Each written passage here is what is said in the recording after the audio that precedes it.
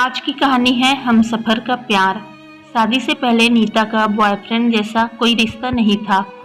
इसका मतलब यह था कि नीता से कभी यह सवाल नहीं किया गया कि लाइफ में वह क्या कर रही है या कहाँ जा रही है। कुछ अन्य परिवारों के विपरीत नीता के माता पिता ने नीता का ज़्यादा प्रतिबंध नहीं लगाया। बिना पार्टनर के नीता की जिंदगी बेफिक्र थी, लेकिन जब उसकी शादी हो गई तो शुरू में उसे अजीब लगा कि अब उसे उस तरह की आज़ादी नहीं मिल रही है। एक समय था जब वह लापरवाह रहने का आनंद लेती थी। हालांकि नीता के पति हमेशा नीता का ख्याल रखते थे और नीता से भी यही उम्मीद करते थे कि वह उनका ख्याल रखे। समय के साथ धीरे धीरे जैसे जैसे नीता और उसके पति सागर एक दूसरे को बेहतर जानने लगे, सागर ने नीता के लिए जो देखभाल और चिंता दिखाई, उससे नीता को अपने वैवाहिक जीवन में सुरक्षित और प्यार का बेहद सुंदर एहसास हुआ। नीता के पति के निधन के बाद उसे एहसास हुआ कि पति के बिना वह कितनी अपूर्ण थी। शादी के 22 वर्षों में वे शायद ही कभी एक दूसरे से दूर रहे हों। अब अचानक सागर वहां थे ही नहीं और नीता के पास उन्हें वापस लाने का कोई रास्ता भी नहीं था। नीता को अपने पति की बहुत याद आती है।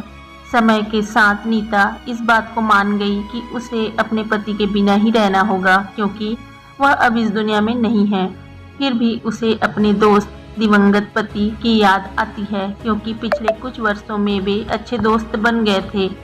एक दूसरे की प्रशंसा और आलोचना स्वीकार करने की क्षमता मिल गई थी। उन्होंने शायद ही एक दूसरे से कोई बात छुपाई हो। समय के साथ नीता यह स्वीकार करने की कोशिश कर रही है कि उसने अपने सबसे अच्छे दोस्त अपने दिवंगत पति को खो दिया है। फिर भी उसे उस व्यक्ति की याद आती है जो उसके पति थे। वह ईमानदार, दयालु, मेहनती और प्यार करने वाले थे। नीता को नहीं लगता कि वह कभी भी अपने जीवन से उस अद्भुत व्यक्ति को खोने को स्वीकार कर पाएगी। पति के बिना जीवन एक सामान्य जीवन नहीं है, खालीपन से भरा जीवन है।